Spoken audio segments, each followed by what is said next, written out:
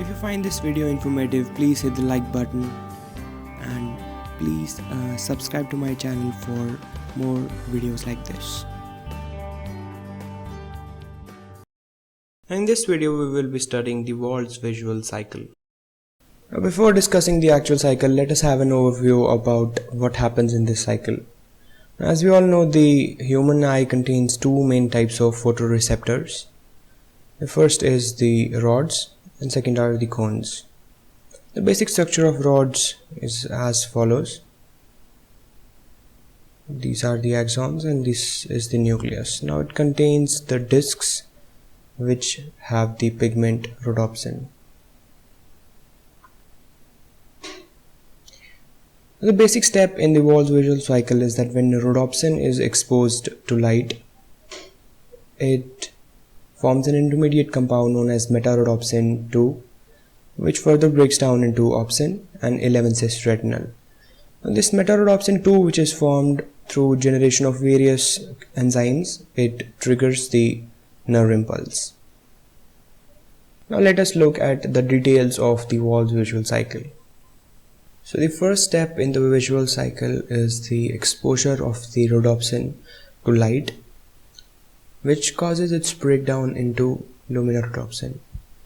This luminorhodopsin spontaneously converts into meta-rhodopsin 1, which further converts into meta-rhodopsin 2. Now this meta-rhodopsin 2 gives two compounds. The first is the opsin and second is the all-trans retinal. Now this all-trans retinal has to be converted back into 11-cis retinal so that it can combine with the opsin and lead to the reformation of rhodopsin. Now, this conversion occurs through two main pathways. The first of which operates in the eye.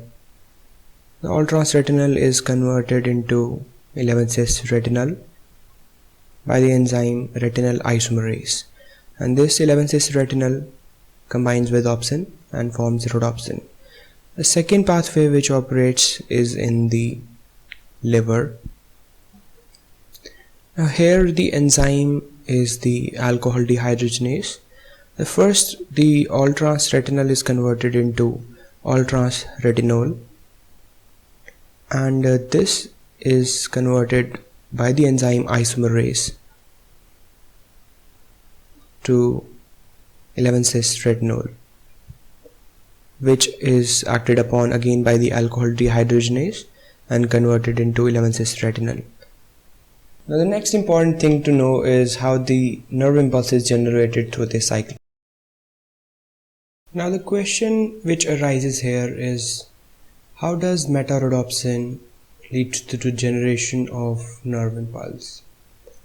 Now for understanding this, let us understand how the various ion channels are distributed on a rod cell. This is the axon and these are its terminal knobs, and this is the nucleus. The first major type of the ion channels which are located in the rod cell are the sodium-potassium ATPase pump. The main function of this pump is to pump out the sodium ions and pump in the potassium ions. This creates a state of electronegativity inside the rod cells. Another major type of the ion channel are the ungated potassium leak channels. Through this ions, the potassium ions constantly leak out and create a state of electronegativity.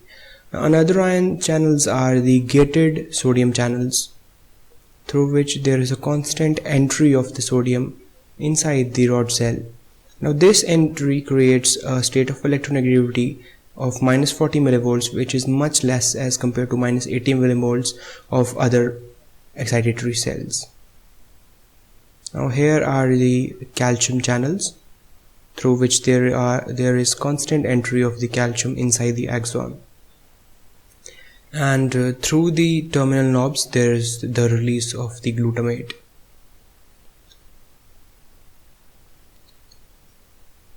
Now this meta-rhodopsin 2 causes activation of a regulatory protein known as transduction. This transduction causes activation of the enzyme phosphodiesterase.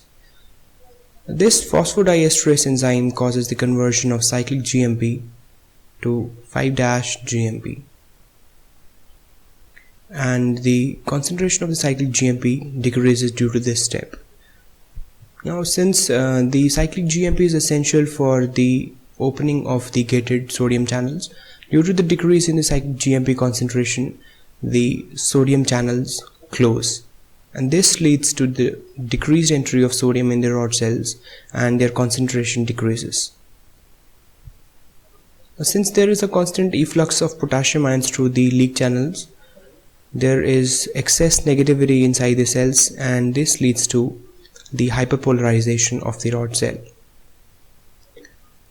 This hyperpolarization causes the closure of the gated calcium channels.